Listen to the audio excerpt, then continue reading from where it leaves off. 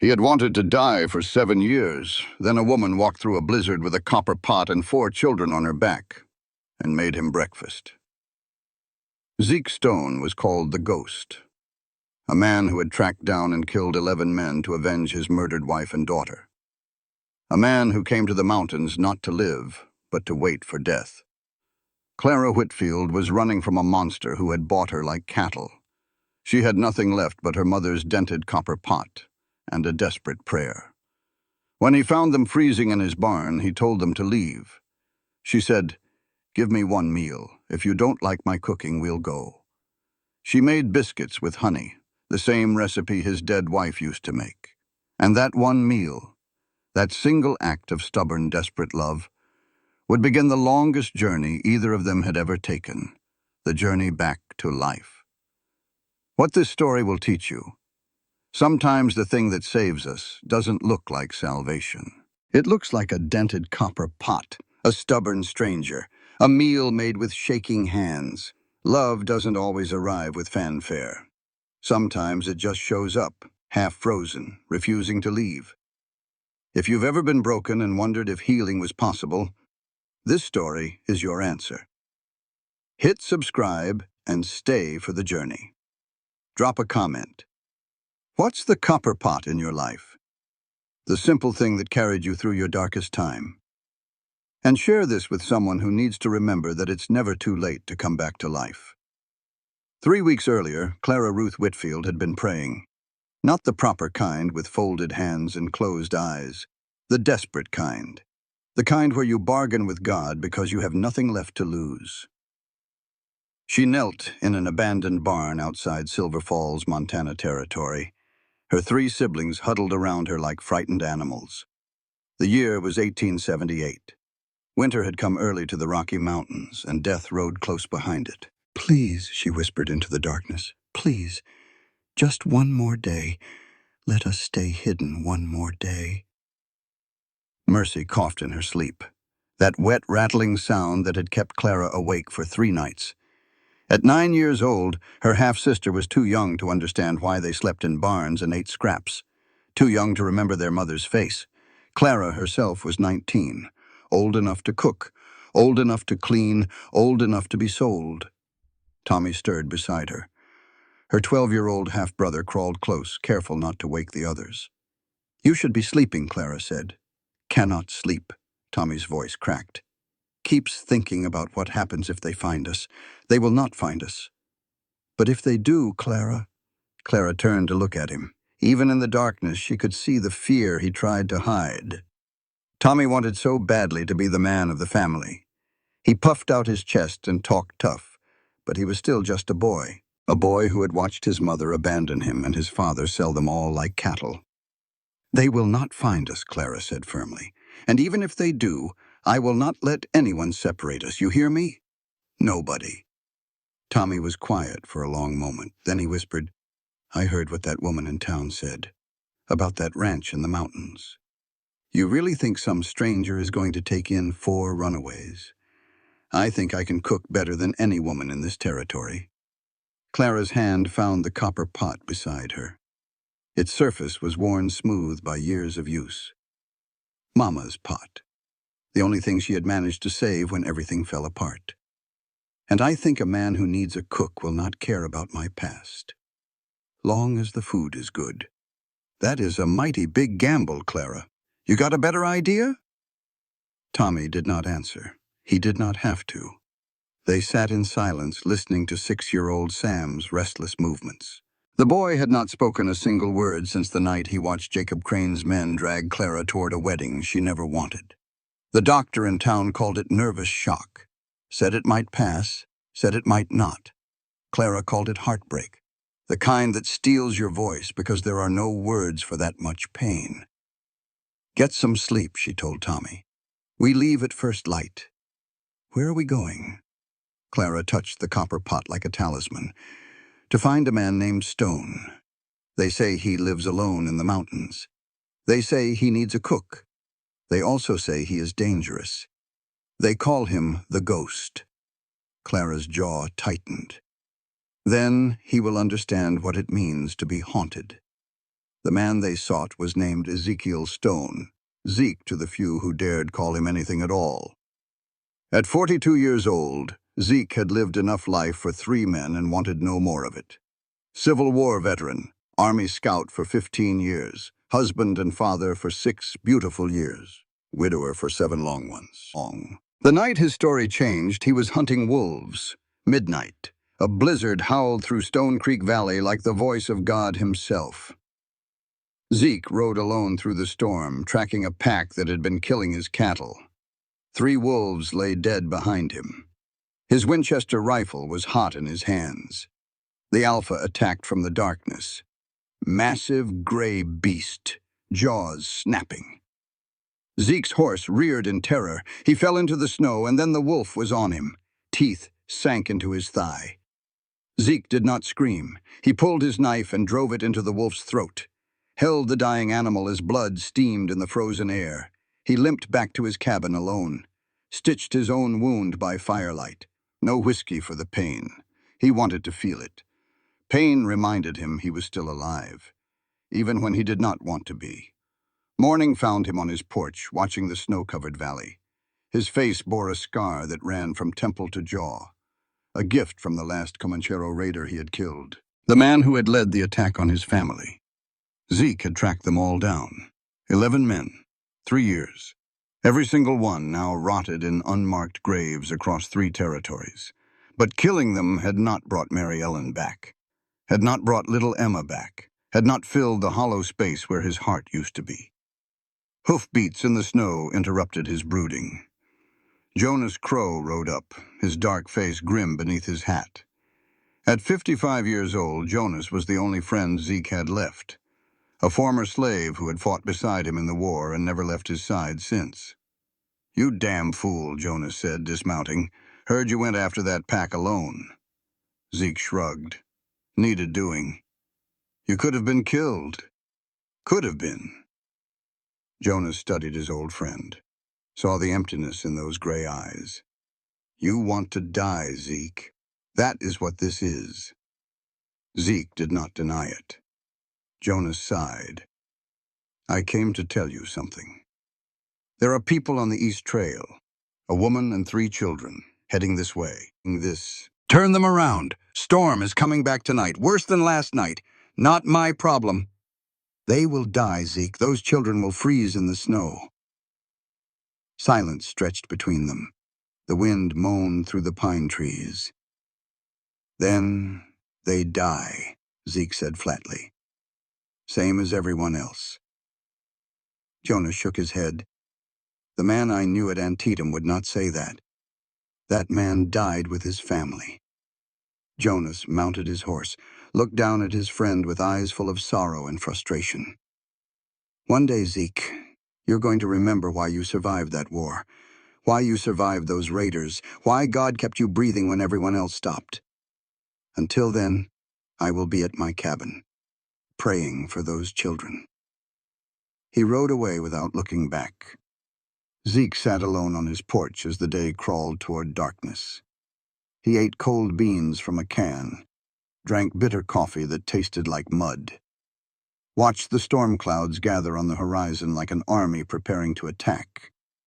He thought about the people on the trail, thought about children freezing in the snow, thought about Emma, who had been afraid of storms. "Papa will come home, will he not?" Her voice echoed in his memory, small hands squeezing his, eyes full of trust. "Always, little one. I will always come home." He had not come home in time. The raiders beat him by 6 hours. 6 hours that separated life from death, love from emptiness, the man he had been from the ghost he had become. "They will find shelter somewhere else," he told himself. "Not my concern." But he did not move from the window. He watched the trail until darkness swallowed everything. Near midnight, the storm hit with all the fury of hell itself. And then he saw them. 4 shapes struggling through the snow, barely visible. One large figure carrying something on her back. A child. 3 smaller figures clinging together behind her. They were heading for his cabin. They would not make it. The smallest one fell and did not get up. Zeke was out the door before he knew he had moved, running into the storm, cursing himself with every step. The large figure was not a man. It was a young woman, face blue with cold, lips cracked, eyes wild with desperate hope. "Please," she gasped. "Please, my brother fell. He will not get up." The boy lay face down in the snow, maybe 12 years old, still clutching a small girl he had been carrying. Neither was moving. Zeke scooped up both children like they weighed nothing, turned to the woman. "Follow me. Do not stop. Do not fall." He ran, and the ghost of Stone Creek, who had wanted nothing more than to die alone, began the long journey back to life. Clara could not feel her feet anymore, could not feel her hands, could only feel the weight of little Lily on her back and the burning in her lungs. But she saw the light, the cabin window glowing through the storm like a star fallen to earth. She saw the man carrying Tommy and Sam like they weighed nothing, saw his broad back disappearing into the white. "Do not stop, do not fall." She did not stop. She fell twice but got back up. Mercy was crying beside her, but still moving, still fighting. They made it. Warmth hit Clara like a wall when she stumbled through the door. She collapsed on the rough wooden floor, Lily still strapped to her back. Mercy crumpled beside her. The stranger was already working. He stripped the wet clothes off Tommy with practiced efficiency, wrapped the boy in blankets, did the same for Sam. "The baby," Clara croaked. Lily stopped crying. The man turned. For the first time, Clara really saw him. Tall as a pine tree, shoulders like a barn door, a terrible scar running down the side of his face from temple to jaw. But his hands were gentle as he took Lily from Clara's back. He checked the toddler's breathing, her pulse. "She is alive. Cold, but alive." Clara sobbed with relief, tried to stand. Her legs would not hold her. The man caught her before she fell again. His arms were like iron bands wrapped in worn cotton. "You are in worse shape than the children," he said. "Sit down. Do not argue." She did not argue. Clara watched the stranger save her family through the long night. He heated water, forced warm broth down Tommy's throat until the boy coughed back to consciousness. Did the same for Sam, though the little one did not make a sound, just watched with huge dark eyes. He wrapped Lily in blankets, held her against his chest to share body heat, rocked her gently without seeming to realize he was doing it. He gave Mercy warm milk and honey, let her cry herself to sleep by the fire. And Clara, he made her drink something bitter that burned going down. "Medicinal whiskey," he said. "You have frostbite starting. This helps." Sometime near dawn, Clara realized everyone was sleeping, safe, warm, alive. She looked at the stranger. He sat in a chair by the fire, still holding Lily against his chest. His scarred face was unreadable in the flickering light. "Thank you," she whispered. He did not respond for so long she thought he was asleep. Then he spoke. "Do not thank me yet. You are leaving as soon as the storm breaks." Clara closed her eyes. Let exhaustion pull her under. She dreamed of 3 weeks ago, her wedding night. Jacob Crane's mansion in Copper Ridge. Clara in a white dress she did not choose, standing before a man she hated. Crane was 48 years old. Silver hair, cold eyes, hands that touched her shoulder like she was property. Because in his mind, she was. "You belong to me now, Clara. Your father's debt is paid. You should be grateful." The knife in Clara's sleeve. Her mother's paring knife, smuggled in beneath the lace. "I will never belong to anyone." Blood, screaming, running, grabbing Tommy, Mercy, Sam from the servants' quarters where they had been locked. Crane's voice behind her, blood streaming down his face. "I will find you. No matter where you go, I will find you." 3 weeks of hiding in barns, eating scraps, selling everything except Mama's copper pot. 3 weeks of looking over her shoulder for the bounty hunter Crane sent after her. A man named Lobo Martinez, a shadow on the trail that never stopped following. Until now. Clara woke to the smell of coffee. Bad coffee, burnt and bitter. The children were still sleeping. The stranger was at the stove, frying something that looked like shoe leather.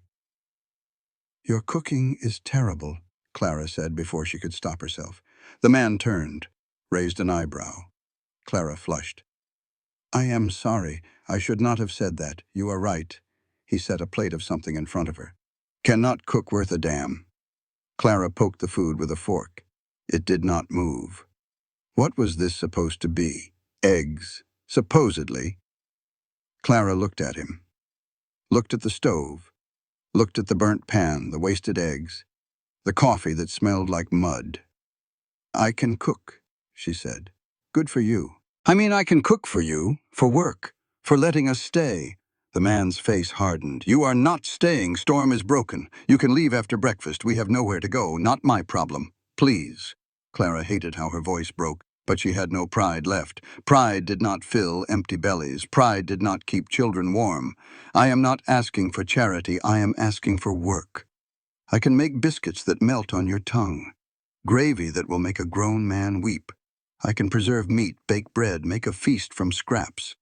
She reached into her pack and pulled out the copper pot. Dented, worn, but polished bright. "This was my mama's. She was the best cook in 3 counties. She taught me everything. Give me one chance, one meal. If you do not like my cooking, we will leave and never bother you again."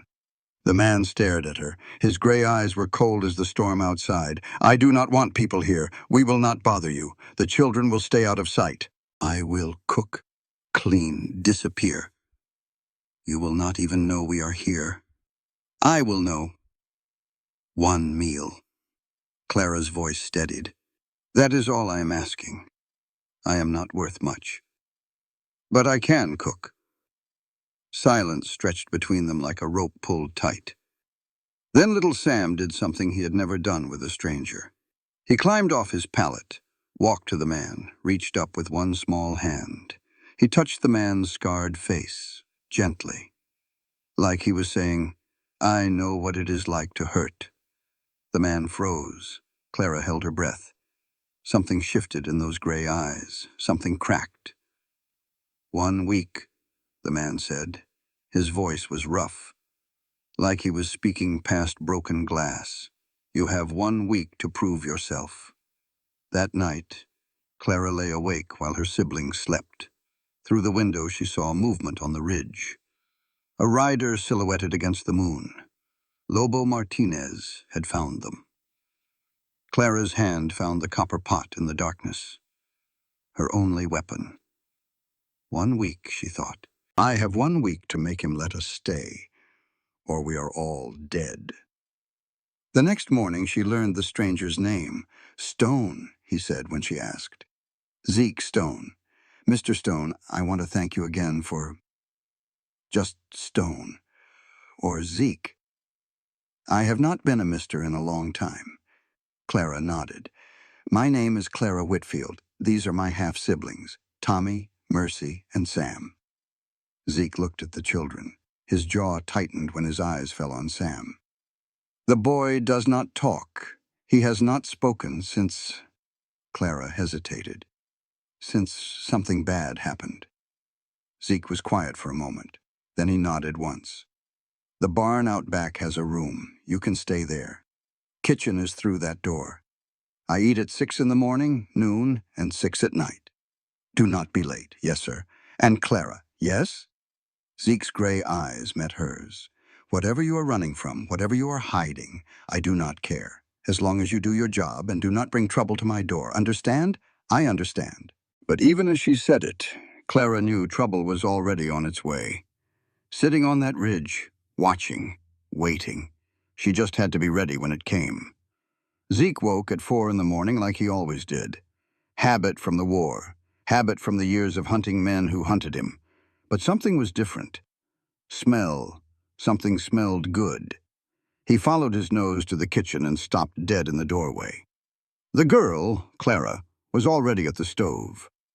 The chaos of his kitchen had been transformed, everything clean, organized, gleaming.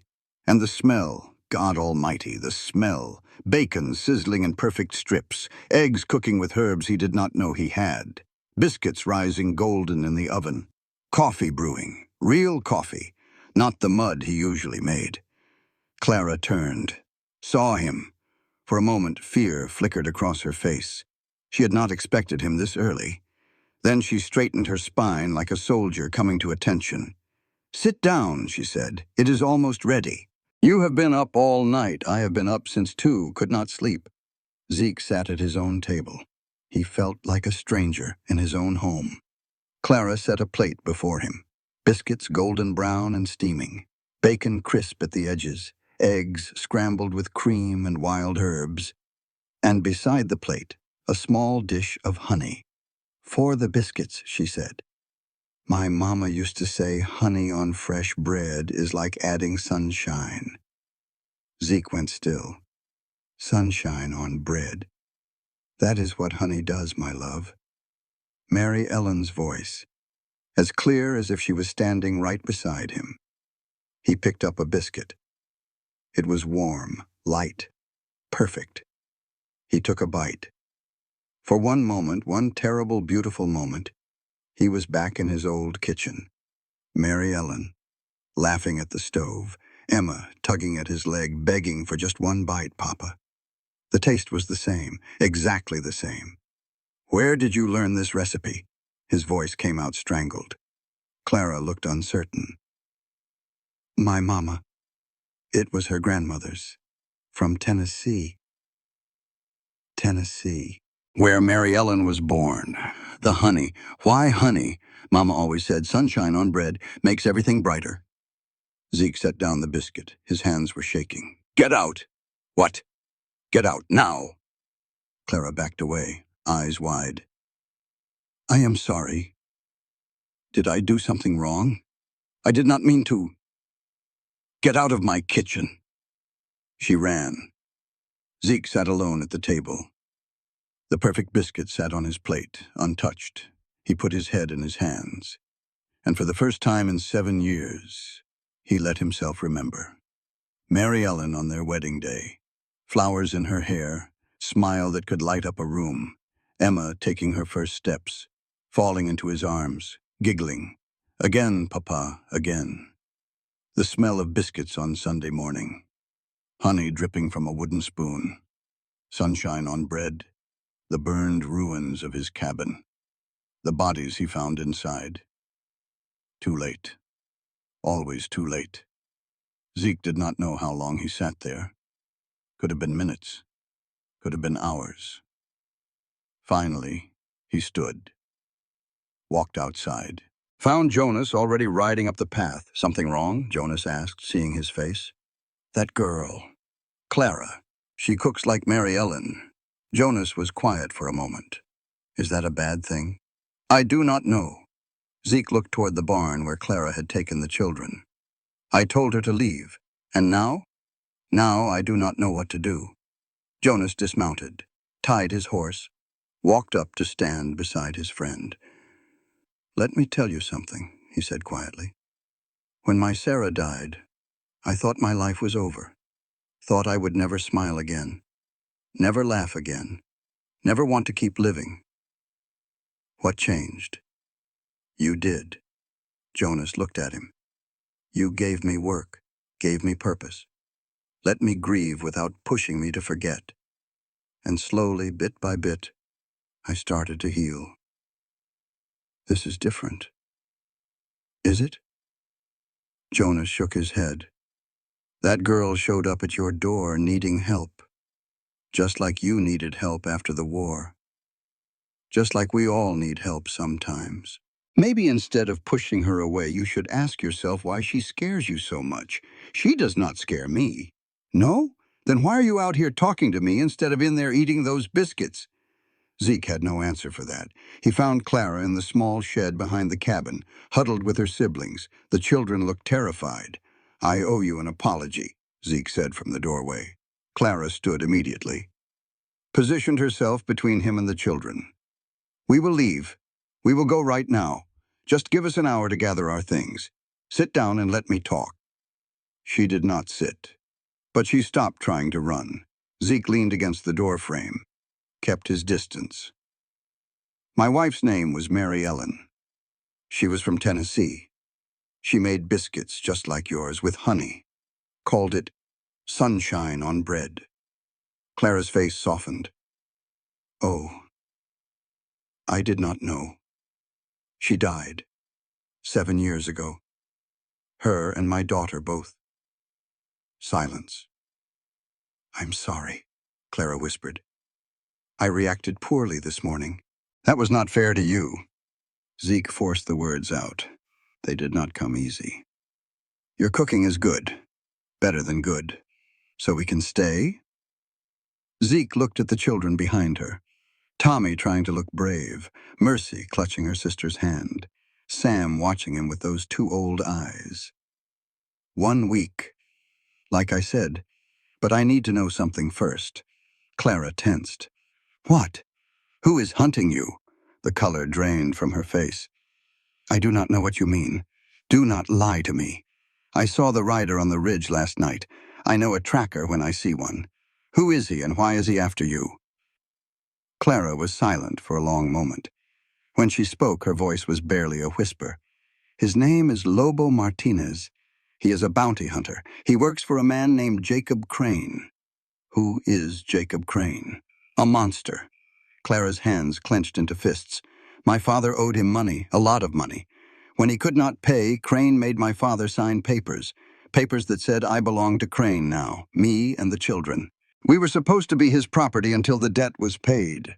That is not legal. It is in Copper Ridge. Crane owns the sheriff there, owns the judge, owns everyone and everything. Clara met Zeke's eyes. He wanted to marry me, force me to be his wife. I ran instead, cut his face with a knife and ran, and now he wants you back. He will never stop. Clara's voice broke. He told me, no matter where I go, he will find me, and when he does, he will make me pay. Zeke studied her for a long moment. This girl who had walked through a blizzard with 3 children on her back, who had slashed a powerful man's face rather than submit, who stood in front of her siblings like a shield even now. Crane's tracker, he said finally. Lobo Martinez. I know who he is. You do. We have crossed paths. He is dangerous. But he has a code. He will not hurt children. He will take them, sell them to the mines in Colorado. Crane does that with children who cannot work for him directly. Zeke felt something cold settle in his gut. Mines. Children sold to mines. Emma had been 6 years old when she died. Same age as little Sam. That is not going to happen, Zeke said. His voice came out harder than he intended. Not while you are under my roof. We are not your responsibility. You are now. Zeke straightened. Cook your meals. Take care of your siblings. Stay away from the windows at night. And let me deal with Lobo. Why would you help us? Clara asked. You do not even know us. Zeke thought about Mary Ellen, about Emma, about the men he had killed in the years he had spent wishing he could join his family in the ground. Because, he said slowly, someone should have helped them. And no one did. He walked away before she could ask what he meant. That night, Zeke sat on his porch with his rifle across his knees, watching the ridge where Lobo Martinez was camped.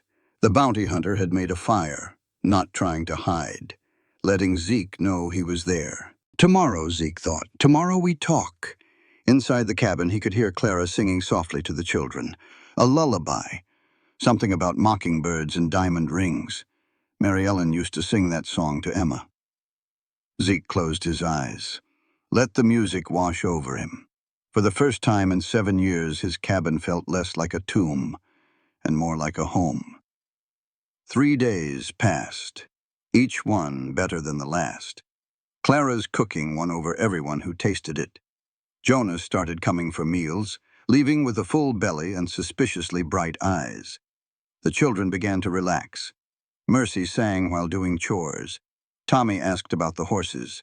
Even Sam seemed less frozen. But Zeke watched the ridge. Lobo was still out there, circling, waiting. On the 4th morning, Mercy did not come to breakfast. Clara searched the cabin, the yard, the barn. Her voice rose in panic. Mercy! Mercy! Tommy found her at the edge of the forest, unharmed but trembling, clutching a piece of paper. Zeke took the paper from her shaking hands and read, This is your warning, Chica. Next time I take more than a walk. 3 days. Give yourself up, or the mountain man pays the price. It was signed with a single letter. El Clara's face went gray. I have to leave. I have to go before... You are not going anywhere. He will hurt you. He will hurt the children. I cannot. Clara. Zeke's voice cut through her panic like a knife. Look at me. She looked. This is my land. My home. No one threatens what is mine and walks away, understand?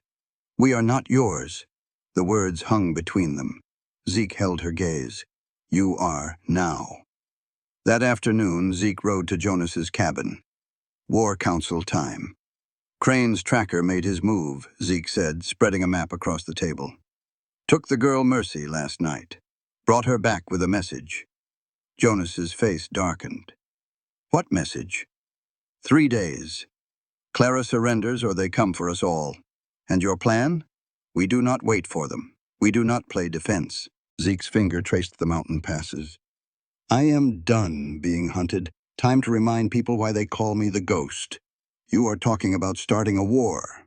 I am talking about finishing one. Jonas studied his friend, saw something in those gray eyes he had not seen in 7 years. This is not just about the children anymore, is it? Zeke did not answer. You care about her. Jonas said it as a fact, not a question. The girl, Clara. She is under my protection, that is all. Keep telling yourself that. Zeke rolled up the map. I am going to find Lobo tonight. Talk to him. If he will not walk away, I will make him. And if he cannot be reasoned with, then I will do what needs to be done. Zeke found Lobo's camp near midnight. The bounty hunter was sitting by his fire, rifle across his knees, not surprised when Zeke stepped out of the shadows. Hello, Ghost, Lobo said. Was wondering when you would come. Lobo. You look good for a dead man. The stories say you died up here years ago. Stories are wrong. Zeke kept his hand near his pistol. Walk away, Lobo. This is not your fight. Crane is paying me $500. That makes it my fight. I will pay you $600 to ride away and never come back. Lobo considered. Tempting. But Crane already paid half. I do not refund. Then we have a problem. We do. Lobo stood slowly. But not tonight. Tonight I am just delivering a message. What message? Crane is tired of waiting. He is coming himself. Bringing 12 men, maybe more. 3 days, Stone. 3 days and this valley runs red. Zeke's hand tightened on his gun. You could stop this. Walk away and tell Crane she is dead. Disappeared into the mountains. He would never know. Lobo laughed softly. You think I have not thought about that? The girl, Clara, she has spine, carved up Crane's face and ran with 4 children on her back. I respect that. Then why not let her go? Because Crane would send someone else. Someone who does not have my rules. Someone who would hurt those children to get what they want. Lobo shook his head. At least with me, they have a chance. What chance? Lobo mounted his horse, looked down at Zeke with something almost like respect. The chance you are going to give them. Because I know who you are, Ghost. I know what you did to those Comancheros. 11 men in 3 years. Hunted them down like dogs. He gathered his reins. 3 days, Stone. Make them count. And for what it is worth, I hope she is worth dying for. Because that is what you are facing. He rode into the darkness. Zeke returned to the cabin at dawn. Clara was waiting on the porch, wrapped in a blanket. Eyes red from sleepless worry. Did you find him? Yes. And? Zeke looked at her. This fierce, frightened, unbreakable woman. Crane is coming, he said. 3 days, 12 men. Clara's face went white. But he is going to find something he did not expect. What? Zeke took her hands. His were rough, calloused. Hers were small, trembling. He is going to find a ghost who finally remembered why he fought, why he lived, what is worth protecting. Clara's breath caught. Zeke. When this is over, Zeke said softly, we are going to have a conversation about the future. But first, we survive. Clara nodded slowly, then surprised them both by stepping forward and wrapping her arms around him. For a moment, Zeke stood frozen. It had been 7 years since anyone had held him. Then his arms came up, pulled her close, breathed in the smell of flower and honey and something uniquely her. Thank you, Clara whispered against his chest. For everything. Do not thank me yet, Zeke said. We still have to win. The next 3 days were a blur of preparation. Zeke taught Tommy to shoot. Stance, breath control, trigger discipline. You aim for the chest, Zeke said. Largest target. Do not try to be fancy. What if I freeze? Tommy's voice shook. What if I cannot do it? You will not freeze. When someone threatens your family, your body knows what to do. Trust it. Jonas fortified the cabin. Shutters reinforced. Firing positions established. Escape tunnel through the root cellar. Running Wolf arrived with 5 warriors. He was a Blackfoot chief who owed Zeke a debt from 5 years back, when Zeke saved his son from white hunters. You call, Running Wolf said. We come. Thank you, old friend. You save my son. I save your family. Running Wolf looked toward the cabin where Clara was preparing food for the fighters. She is your family now, yes? Zeke nodded slowly. Yes? She is. Then we fight. We win. On the second night, Clara found Zeke alone on the porch. She sat beside him in the darkness. Tell me about your wife, she said, about Mary Ellen. Zeke was quiet for a long moment. Then he spoke. She was from Tennessee. Prettiest girl in the county, everyone said. Had a laugh that could make flowers bloom. How did you meet? After the war. I was passing through her father's farm looking for work. She brought me water while I was fixing a fence. Stayed to talk. Ended up talking until sunset. Love at first sight. Zeke almost smiled. Something like that. And your daughter? Emma? She was 6 when she... Zeke's voice caught. She had her mother's eyes. My stubborn streak. Used to follow me everywhere. Said she wanted to be a scout like her papa. She sounds wonderful. She was. Zeke looked up at the stars. They both were. Clara reached over, took his hand. I'm sorry, she said, for what happened to them, for the pain you carry. Zeke looked at their joined hands, hers small and scarred from kitchen work, his large and scarred from war. When I found them, he said quietly, I wanted to die. Spent 3 years hunting the men who did it. Thought killing them would help. It did not. So I came up here to wait for death. Let it find me when it was ready. What changed? Zeke turned to look at her. You. You and those children walked through my door and reminded me what living was for. Clara's eyes glistened. I do not know what to say. Say you will stay after this is over. Say you will give me a chance to be better than I have been. Clara squeezed his hand. I will stay, for as long as you want me. Zeke leaned forward, slowly, giving her time to pull away. She did not pull away. The kiss was soft, careful. 2 broken people finding something whole in each other. When they parted, Clara was crying. I am scared, she whispered. I know, so am I. You do not seem scared. That is because fear is not the opposite of courage. Zeke touched her cheek. It is the proof of it.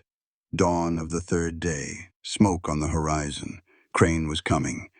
Zeke stood at the cabin window with his Winchester, Jonas beside him, Tommy in the root cellar with the children and a pistol. Clara stood at his shoulder. I should go out there, she said. Give myself up. End this before anyone else gets hurt. Say that again and I will tie you to a chair. Zeke, you are not property, not a bargaining chip. You are a person, and you are under my protection. That is final. 12 riders crested the ridge. At their head, a man in a black coat, silver hair catching the morning light, a fresh scar running down his face. Jacob Crane. Beside him, a huge man with shoulders like a bull. Dutch Weber, Crane's enforcer, the man who did his dirty work. They stopped at the edge of Zeke's property, waited. Crane rode forward alone. White handkerchief raised. "Stone," he called. "I know you're in there. I just want to talk." Zeke stepped onto the porch, Winchester in his hands but not aimed. "Talk from there." Crane smiled. The easy smile of a man who thought he had already won. "I think there has been a misunderstanding. The woman in your house is my property, legal property by debt law. I have papers. I have seen your papers. Then you know I am in the right. I know you are a man who treats people like cattle. That does not make you right." Crane's smile hardened. "I am offering you a chance to walk away, Stone. Give me the woman and the children. We leave you in peace. You have my word. Your word." Zeke spat on the ground. "Your word is worth less than horse manure. Here is my counteroffer. Turn around, ride away. Forget Clara Whitfield exists. Do that, and I will let you live." Silence. Then Crane laughed. "You are one man, Stone. I have 12. You have 11 now." Crane spun in his saddle. One of his men, the one furthest back, was slumped over, a Blackfoot arrow in his throat. Shadows moved in the tree line. Running Wolf's warriors. "Here is what is going to happen," Zeke continued. His voice was flat as a frozen lake. "You are going to lose men every hour you stay here. My friends in the forest do not miss. By nightfall, you will have nobody left." Crane's face twisted with rage. "You think your Indians scare me? I will burn this whole valley to the ground. Try it." For a long moment, the two men stared at each other, two predators measuring each other. Then Crane wheeled his horse. "Tonight, Stone. Tonight, we finish this." He rode back to his men. They retreated toward the ridge. Zeke watched them go.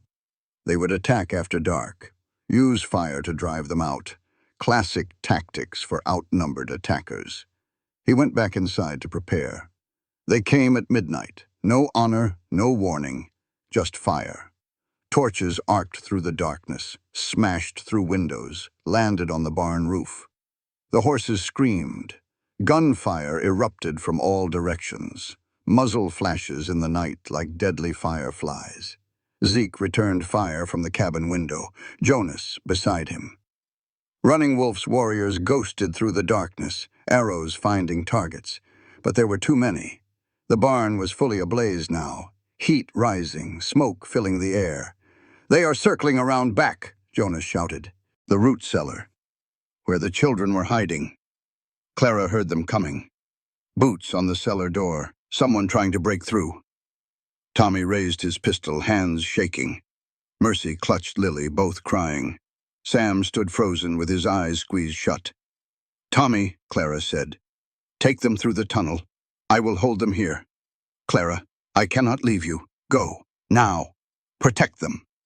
Tommy grabbed Sam, pulled Mercy with him, disappeared into the darkness of the escape tunnel. Clara faced the cellar door alone. In her hands a rifle she barely knew how to use, and her mother's copper pot. The door burst open. Dutch Weber filled the frame, huge and sneering. "There you are, little bird. Time to come home." Clara fired. The shot went wide. Splinters flew from the doorframe. Dutch laughed. "Advanced. That all you got?" Clara swung the copper pot. It connected with the side of Dutch's head with a sound like a church bell. He staggered. Blood flowed. She swung again, and again, screaming with each blow. Dutch fell, did not get up. Clara stood over him, panting, splattered with blood. "I am not going back," she said. "Never again." Zeke burst through the cellar door just as Crane found Clara standing over Dutch's body. Crane had a pistol aimed at Clara's head. "Do not move, Stone, or she dies right here." Zeke froze. "Drop the knife." The knife hit the ground. "You killed my man." Crane's face was demonic in the firelight from above. "That is going to cost you, Clara. That is going to cost you dearly." "Let her go," Zeke said. "This is between us." "Oh, it is very much about her. She cut me." Crane touched his scarred face. "She humiliated me. She stole my property and ran. No one does that to Jacob Crane. No one. She is not property. She is a woman who refused to be owned. Same thing." Crane cocked his pistol. "Now here is what is going to happen. Clara comes with me. You die here in this cellar. And those children she has been dragging around will be sold to the mines in Colorado. Children fetch good prices there." Clara made a sound. Raw. Animal. Desperate. And Zeke smiled. "What is so funny? You think you have won. I have a gun to her head. I would say I have won. You have a gun to the head of the most important thing in my world." Zeke's voice dropped low and cold. "That does not make you powerful. That makes you a dead man." Zeke moved. The bullet meant for Clara went wide. Zeke's shoulder clipped Crane's arm as he tackled him. They crashed into the cellar wall, struggling for the gun. Clara saw her moment, grabbed the copper pot. Crane threw Zeke off, aimed. Clara swung. The pot connected with Crane's hand. Bones shattered. The gun flew free. Zeke was on Crane instantly, hands around his throat, squeezing. "This is for every child you sold, every person you treated like cattle, every life you destroyed." Crane's eyes bulged. His heels drummed the dirt. "Zeke," Clara's voice cut through the red haze.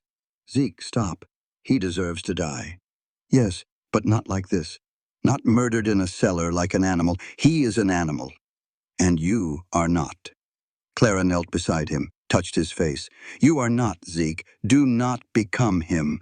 Please." Zeke looked at her, saw her, really saw her. His hands loosened. Crane gasped, coughing, still alive. "What do we do with him?" Zeke asked. "We let the law decide. The law is on his side. Not all law, not everywhere." Clara's eyes were hard. "There are courts in Helena that do not take bribes, judges who actually care about justice. We take him there, with witnesses, with proof of what he has done." Zeke looked down at Crane, beaten, broken, but still breathing. "If the law fails, then I will hold him down while you finish it. But we try it the right way first." Zeke nodded slowly. "The right way." Dawn found Stone Creek battered, but standing. The barn was ash, 3 horses dead. Zeke had a bullet graze across his ribs. Jonas had taken one in the shoulder, but insisted he had survived worse. Crane's men were scattered. 6 dead. 4 fled. Dutch crippled for life. Crane himself was tied to a post guarded by Running Wolf's warriors. The children emerged from the tunnel, frightened but unharmed. Mercy ran to Clara and would not let go. But it was Sam who broke the silence. Standing in front of Zeke, he looked up with those 2 old eyes. "Is it over?" Everyone froze. Sam had not spoken in months. Not a word. "Yes," Zeke said softly. "It is over. Are we safe?" "You are safe. I promise." Sam nodded slowly, then quietly. "Okay, Papa." Zeke's face crumbled. He dropped to his knees and gathered the boy into his arms. And Clara, watching, finally let herself believe they might actually survive. Crane needed to stand trial in Helena, the territorial capital. It was the only court with jurisdiction over debt bondage cases. The only place with judges who might rule fairly. The journey would take 5 days through mountain passes, dangerous at the best of times, and Crane still had allies who would try to free him. The traveling party was small, Zeke escorting the prisoner, Clara as witness, 2 of Running Wolf's warriors as additional guards. The children would stay at Stone Creek with Jonas. It nearly killed Clara to leave them, but taking children into a possible ambush was worse. Mercy cried when they left. Tommy tried not to cry and failed. Sam just watched with those quiet eyes. I will be back, Clara promised, holding each of them. 1 week, 2 at most. Jonas will take care of you. Tommy, trying to be brave. What if you do not come back? Then you protect your sisters and brother. You are a man now, Tommy. I am trusting you. Zeke crouched before Sam. Watch over them for me? Sam nodded solemnly. Yes, Papa. The word still hit Zeke like a blow to the chest. He pulled the boy into a rough hug. I will bring her back. I promise. They rode hard through the first day. Crane, hands bound, tied to his saddle, said nothing. Just watched. Waited. That night they camped in a high cave. Running Wolf's men took first watch. Zeke lay awake, staring at the fire. What am I doing? 3 weeks ago, he had wanted to die. Now he was riding to Helena with a woman he might love, risking everything for children who called him Papa. It felt like standing at the edge of a cliff. One wrong step, and he would fall. Clara appeared beside him. Could not sleep either, she said. Keep thinking about the children. They are safe. Jonas will protect them. I know, but I have never been away from them before. Not since we started running. Zeke looked at her in the firelight. When this is over, you will not have to run anymore. You can put down roots. Make a home. With you? The question hung in the air between them. If you want, Zeke said quietly. If you will have a broken-down old rancher with too many scars and not enough sense. Clara smiled, reached out and touched the scar on his face. I think you have exactly the right amount of scars, and more sense than you give yourself credit for. She leaned her head against his shoulder. They sat like that until the fire burned low. Day 3 brought disaster. They were in the high passes when shots rang out from the rocks above. One of Running Wolf's warriors went down. The other returned fire, covering their retreat. Crane's people, Zeke shouted. They found us. He counted muzzle flashes. 5, maybe 6 shooters. Can we go back? They will have that covered. We go forward. Through.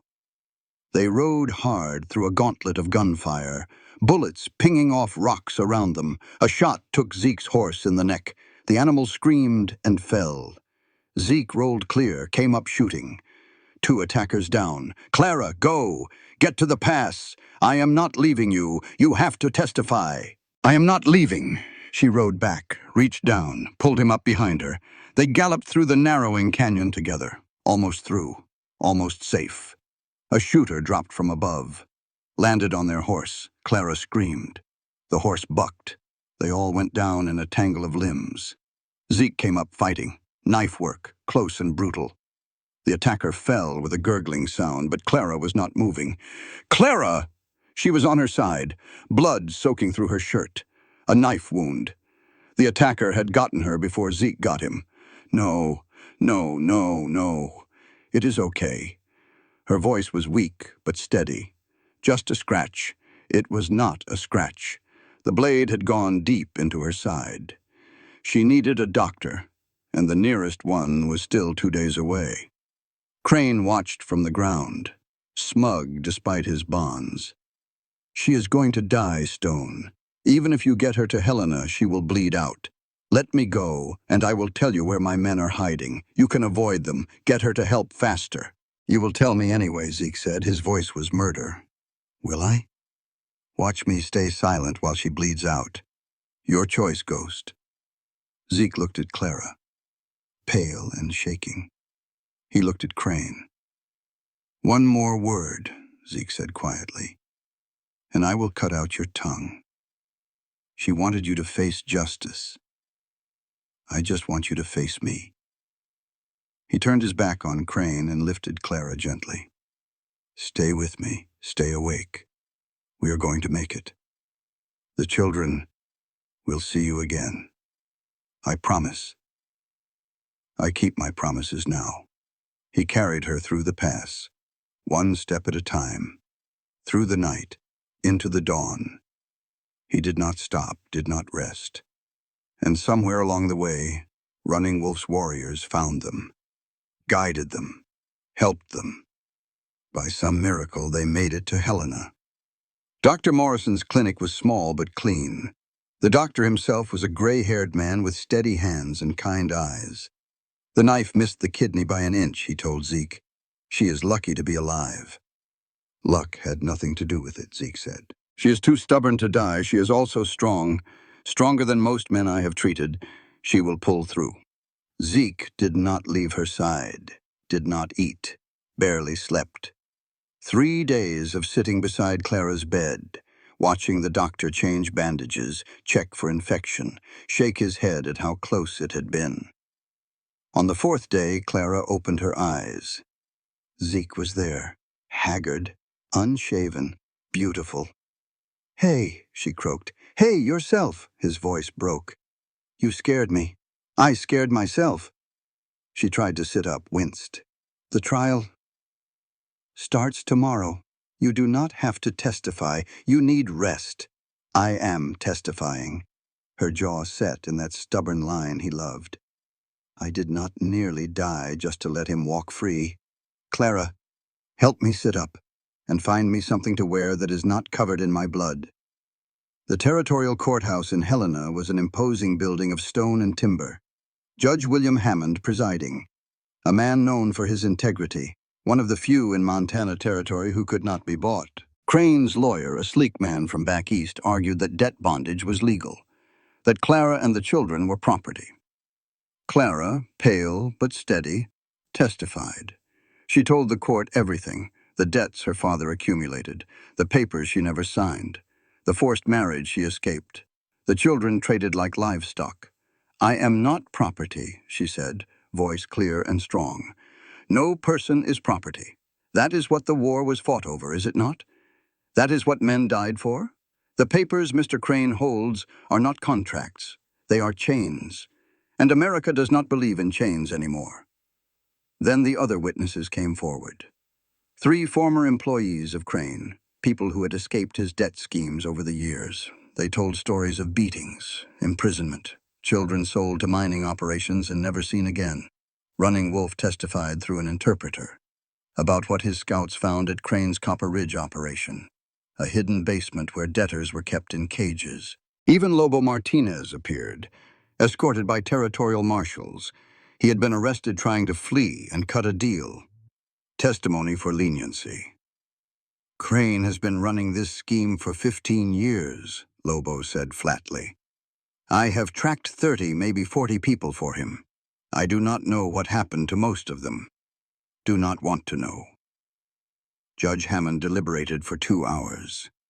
When he returned, his face was stone. "Jacob Crane, I find you guilty of debt fraud, human trafficking, assault, conspiracy to commit murder, and a dozen other charges I do not have time to list. The so-called debt agreements you hold are hereby nullified. Clara Whitfield and the children known as Tommy, Mercy, and Samuel are free citizens under the law." Clara sobbed with relief. Zeke held her tight. "As for sentencing," Hammond's eyes fixed on Crane, "you have treated human beings like cattle. You have bought and sold children. You have destroyed families for profit. In my 30 years on the bench, I have never seen crimes more deserving of the maximum penalty. Jacob Crane, I sentence you to hang by the neck until dead. Execution to take place at the territorial prison in 3 weeks' time." Crane's face went white. "You cannot do this. My lawyers will appeal. Appeal all you like. I will see you hang." The marshals dragged Crane away. His screams echoed through the courthouse. Outside the courthouse, the sun was shining. Clara stood on the steps, breathing free air for the first time in months. "It is over," she whispered. "It is really over. It is over." Zeke took her hand. "You did it, Clara. You brought him down. We did it. Together." They stood there for a long moment, letting the weight lift, feeling the warmth of the sun on their faces. Then Clara turned to face him fully. "Zeke, I need to tell you something. What? These past weeks, everything we have been through. I have been scared. Scared of Crane. Scared of dying. Scared of letting myself hope. But the thing I was most scared of, what? Was admitting how I feel about you. Zeke's breath caught. I love you, Clara said simply. I do not know when it happened. Maybe when you carried my family through that storm. Maybe when you ate my biscuits and looked at me like I was a miracle. Maybe when you held my hand in that cellar and promised you would save all of us. Clara, you do not have to say it back. I know this is fast. I know we have barely known each other a month. I know. Zeke kissed her, right there on the courthouse steps, in front of God and Helena and everyone. When they parted, he was smiling, really smiling, maybe for the first time in 7 years. I love you too, he said. I have been afraid to say it. Afraid that if I admitted it, I would lose you like I lost them. But I am done being afraid. So what happens now? Now? Zeke looked toward the mountains, toward home. Now we go get our children and start living. The road back to Stone Creek was long but peaceful. They traveled slowly. Clara was still healing, and there was no rush anymore. Jonas rode with them, full of stories about the children. Tommy has been helping with the cattle, Jonas said. Boy has a real knack for it. And Mercy, driving everyone crazy with her singing. Jonas grinned. But I do not mind. Nice to have music in the house again. What about Sam? Jonas's smile softened. That boy has barely left Molly the horse's side. Talks to her like she understands every word. Maybe she does. Clara leaned against Zeke as they rode, watching the mountains grow closer. What are you thinking? He asked. That I never thought I would have this. A home. A family. Someone who loves me. Get used to it. I plan on loving you for a long time. The ranch came into view, and Clara's breath caught. The burned barn had been cleared away. In its place, the frame of a new structure. Larger. Better designed. Running Wolf's people had been helping. But that was not what made her cry. It was the 4 small figures running down the path toward them. Clara! Clara! Mercy reached her first, nearly pulled her from the horse. Tommy was right behind, then Lily, then Sam, all of them piling onto her, crying and laughing. We missed you so much. We were so scared. Jonas said you were hurt. I am okay, Clara managed through tears. I am okay. I am here. I am home. Tommy looked up at Zeke. You kept your promise. You brought her back. I will always keep my promises. To all of you. And Sam, quiet, watchful Sam, walked up to Zeke and hugged him. I knew you would, he said simply. I knew. That night, Clara cooked dinner, her first real meal in weeks. Nothing fancy, just biscuits and gravy the way her mother taught her. But she added honey to the biscuits, and when Zeke took a bite, his eyes closed. Perfect, he murmured. Just perfect. After dinner, when the children were in bed, Zeke took Clara's hand and led her to the porch. The stars were impossibly bright above Stone Creek. I want to ask you something, he said. Clara's heart stuttered. What? Zeke reached into his pocket and pulled out a simple ring. Gold, worn smooth with age. This was my mother's. She gave it to me before she died, told me to give it to someone worthy of it. I put it away when Mary Ellen died, thought I would never use it. Zeke. Clara Whitfield. He went down on one knee. This huge, scarred, broken, beautiful man kneeling before her in the starlight. You walked into my life with a copper pot and 4 children and refused to leave. You cooked your way into my heart. You showed me that life is worth living again, and I do not want to spend another day without you. Clara was crying, could not help it. Will you marry me? Will you be my wife and let me be a father to those children? Will you let me spend the rest of my life trying to be worthy of you? Yes, Clara sobbed. Yes, yes, yes. He slid the ring onto her finger. It fit perfectly. And when he kissed her under the Montana stars, Clara finally understood what her mother meant about cooking being love made visible. Some things you do not need recipes for, some things you just know. The wedding was simple but beautiful. They held it under the big oak tree behind the cabin, the same tree where Zeke used to read stories to Emma, the same tree where he had sworn he would never love again. Life had a way of breaking those kinds of promises. Running Wolf performed a blessing. Jonas served as best man. The children stood in a row, scrubbed clean and wearing their finest clothes. Clara wore a simple white dress that Jonas's wife had worn 30 years ago. The copper pot sat on a table beside them. Witness to everything. "Do you take this woman," the preacher asked, "to be your lawfully wedded wife?" "I do," Zeke said. His voice was steady. His eyes were not. "And do you take this man to be your lawfully wedded husband?" "I do," Clara said, more sure than she had been of anything in her life. "Then, by the power vested in me by the Montana Territory, I pronounce you man and wife. You may kiss the bride." Zeke kissed her. Long and deep and true. The children cheered. Jonas wiped his eyes. Running Wolf nodded with satisfaction. And somewhere in heaven, Clara liked to think, two women named Elizabeth and Mary Ellen were smiling down at them. That night, after the celebration, Zeke found Clara standing by the window, looking out at the moonlit valley. "What are you thinking?" he asked, wrapping his arms around her from behind. "About how much has changed. 2 months ago I was running for my life. Now I have a home, a husband, a family. Any regrets?" Clara turned in his arms, looked up at the face she had come to love, the scars that told his story, the eyes that had finally learned to smile again. Not a single one. "Good, because I have a confession to make." "What?" Zeke's expression turned serious. "When you first showed up at my door, I wanted you gone. Wanted to be left alone to die in peace.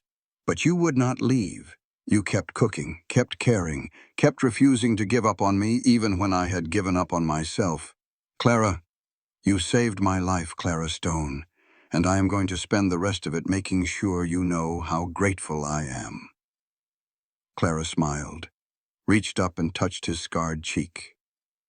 "Then we saved each other," she said, "and that is exactly how it should be." The first year passed like a dream. Spring brought new calves and new beginnings. Clara planted a garden behind the cabin, vegetables and herbs, the same ones her mother used to grow. Tommy took to ranching like he was born to it. By summer, he could rope a calf as well as any hand on the payroll. Zeke taught him everything, not just about cattle and horses, but about being a man.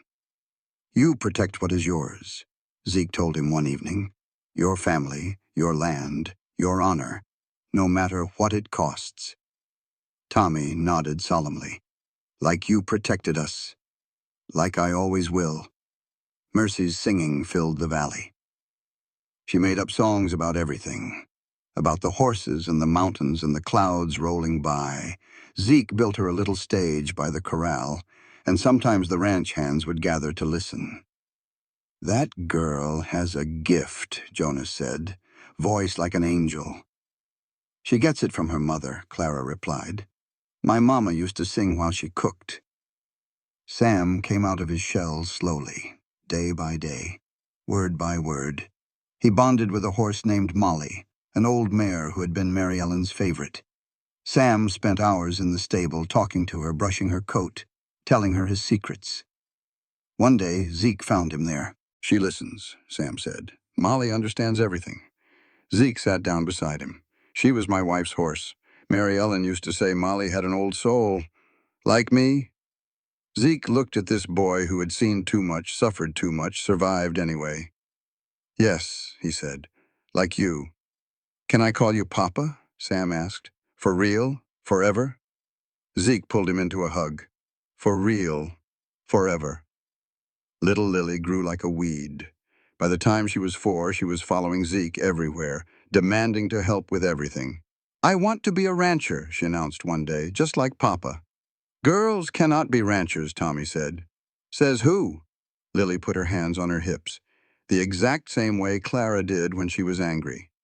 "She has a point," Zeke said, "and she has her mother's spirit." I would not bet against her. The second year brought changes. Clara discovered she was pregnant in the spring.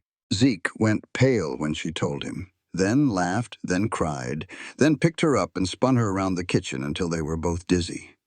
"A baby," he kept saying. "Our baby. Are you happy?" "Happy." Zeke set her down, cupped her face in his hands. "I did not think I could be this happy again. I thought that part of me died with Mary Ellen and Emma." Clara kissed him. "She would have wanted this for you. She would have wanted you to live. I know. And I am going to spend the rest of my life being worthy of the second chance." Emma Rose Stone was born in November. She had her mother's brown hair and her father's gray eyes. Zeke held her like she was made of glass, cried without shame. "Hello, little one," he whispered. "I am your papa, and I am going to protect you forever." He named her Emma, after the daughter he lost. Clara understood. This was not about replacement. It was about hope, about giving that name a second chance. The children adored their new sister. Tommy, now 13, appointed himself her official protector. Mercy sang her lullabies. Sam drew pictures of her and pinned them all over the cabin. And Lily? Lily was determined to teach baby Emma everything she knew. "When she is bigger," Lily said seriously, "I will show her how to ride horses, and how to make biscuits, and how to boss around Tommy." "Thanks a lot," Tommy muttered. The third year brought more growth. The ranch prospered. Zeke expanded the herd, built a bigger house, hired more hands. Jonas moved into the main house with them. His joints were getting stiff and winters were hard on old bones. He spent his days teaching the children and spoiling them rotten. "You are creating monsters," Clara told him. "I am creating good people," Jonas replied. "There is a difference." Tommy started courting the doctor's daughter, a pretty girl named Anna with kind eyes and a quick mind. He thought no one knew, but Mercy reported everything. "He gets all red when she looks at him," Mercy said gleefully. "It is hilarious." "Leave your brother alone," Clara said, hiding a smile. Mercy started singing in the church choir. People came from miles around to hear her. The preacher said she had a voice that could touch heaven. Maybe it did. Sam, at 9 years old, had become the family's storyteller. He remembered everything, every detail of their journey, every moment of their triumph. He wrote it all down in a journal Jonas gave him. "Someday," Sam said, "I'm going to tell our story, so people know that even when things seem hopeless, you can find your way home." "That is a good story," Zeke said. "I am proud to be part of it." The fourth year brought unexpected visitors. Running Wolf came to Stone Creek with a request. His people were struggling. The buffalo were disappearing. White settlers were pushing into their territory. "We are friends," Running Wolf said. "You helped me. Now I ask for help again." Zeke did not hesitate. He gave them cattle, taught their young men ranching, defended their right to hunt on his land. "Why?" Clara asked him. "You are making enemies with the other ranchers." "Because it is right." Zeke looked at her. "Because they helped us when we needed it. Because this is what family does." Word spread. Other ranchers began to follow Zeke's example. Not all of them, but enough. It was not much, but it was something. The fifth year brought completion. Henry Stone was born in the spring, named after Clara's father, despite everything that man had done. "Why?" Zeke asked when she suggested the name. "He does not deserve to be remembered." "He does not," Clara agreed. "But forgiveness is not about what people deserve. It is about setting yourself free." Zeke thought about that, about the rage he had carried for years, the hatred that had eaten him alive. Maybe she was right. Maybe letting go was the only way to truly move forward. "Henry it is," he said. The baby was loud, demanding, constantly hungry, and absolutely perfect. "Now we have 6, Tommy said. 6 kids. You two are crazy." 7, Clara corrected. "You are still one of our kids, Tommy. You always will be." Tommy, 17 years old and trying to be tough, had to turn away so no one would see him cry. The Stone family was complete. 5 years after Clara walked through a blizzard with a copper pot and 4 children on her back, she stood in the kitchen of her home. The kitchen she had built, the family she had made, the life she had never dared to dream. "Mama?" Clara turned.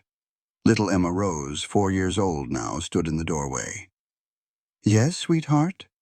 Why is that pot so special?" Emma pointed at the copper pot on the mantel. "It is all dented and old." Clara wiped her hands on her apron, walked over to the mantel, lifted the pot down. "This pot belonged to my mama," she said. "And her mama before that. It came all the way from Tennessee. But why do you keep it?" Emma's nose wrinkled. "It is not pretty." "No, it is not pretty." Clara sat down and pulled Emma into her lap. "But pretty is not what makes something valuable. This pot fed me when I was hungry, kept me alive when I was scared, brought me to your papa and this home." "How?" Clara smiled. "That is a long story. Maybe your brother Sam can tell you sometime. He knows all the stories." The door opened. Zeke came in, stomping snow off his boots, followed by Tommy, now 18 and broad-shouldered. Sam at 11, tall and thoughtful. Mercy at 14, beautiful and kind. And Lily, who at 9 years old had indeed become exactly the rancher she wanted to be. They gathered for dinner like they did every night. 9 people around a table built for a family. Jonas was there too, white-haired now, slower in his movements, but still sharp as a tack. Clara served biscuits with honey, the recipe her mother taught her, the recipe that had changed everything. "Sunshine on bread," Zeke said, taking a bite. "Still perfect after all these years." Clara met his eyes, saw the love there, the gratitude, the promise of 1,000 more meals, just like this one. Tommy cleared his throat. "I have an announcement." Everyone looked at him. Anna said yes. Tommy's face split into the biggest grin Clara had ever seen. "We are getting married!" Chaos erupted. Mercy screamed. Lily demanded to be a bridesmaid. Emma asked if she could throw flowers. Zeke stood, walked around the table, pulled Tommy into a hug. "I am proud of you, son." Tommy's eyes glistened. "Thank you, Papa." It was the first time he had used that word. Zeke held him tighter. Later that night, when the children were in bed and the house was quiet, Clara found Zeke on the porch, staring up at the stars. "Thinking about them?" she asked. "Mary Ellen and Emma?" "Always." Zeke put his arm around her. "But it does not hurt the way it used to. Now, when I think about them, I mostly feel grateful." "Grateful?" "That I had them at all, that they loved me, that I got a second chance to be happy." Clara leaned into him. "Do you think they know about us?" Zeke was quiet for a moment. Then he smiled. "I think Mary Ellen would love you. I think she would thank you for saving me. I think Emma would adore her little sisters." "And what about you?" Clara asked. "What do you think about all this?" "I think I am the luckiest man in Montana." Zeke kissed the top of her head. "I think I did not deserve a second chance, but I got one anyway. And I think that copper pot of yours was the best thing that ever walked through my door." Clara laughed. "The pot did not walk. I carried it." "Exactly." Zeke turned her to face him. "You carried it through a blizzard, through danger, through fear. You never let it go, just like you never let your family go. That pot is not just a pot, Clara. It is proof of who you are. And who am I? You are Clara Stone." Zeke cupped her face in his hands. "The woman who refused to give up. The cook who saved a broken man with biscuits and honey. The mother of 6 beautiful children. And the love of my life." Clara kissed him, poured everything she felt into it. When they parted, they were both smiling. "I love you, Ezekiel Stone. I love you too, Clara Stone. Forever." They stood together on the porch, watching the stars wheel overhead, listening to the wind in the pines, feeling the solid ground beneath their feet. Home, after everything, after the running and the fear, after the fire and the blood, after the trial and the tears. They had found home, and it was worth every step of the journey. 50 years later, an old woman sat by the fire in a grand ranch house. Her hair was white, her hands were spotted with age, but her eyes were still sharp. Around her gathered children and grandchildren and great-grandchildren, more than she could count, all of them wearing their finest clothes, all of them looking at her with love. "Tell us the story, Grandma." A small voice piped up. A little girl with brown hair and gray eyes. "The story of the copper pot." The old woman smiled, reached for the battered pot that sat on the mantel, the same spot it had occupied for half a century. "This pot," she said, "belonged to my mother, and her mother before that. It came all the way from Tennessee, where my grandmother learned to cook from her grandmother." "Why is it so special?" another child asked. "Because it saved our family." The old woman looked around the room, at the faces of her descendants, at the life she had built from nothing. "When I was 19 years old," she began, "I walked through a blizzard with this pot in my pack. I had 4 children with me, no money, no home, no hope, just this pot and a prayer. What happened? I found a man, a broken man who had lost everything, a man who wanted to die." She touched the ring on her finger, worn smooth by 50 years of marriage. "I made him breakfast, biscuits with honey. And somehow that one meal changed everything." "How, Grandma?"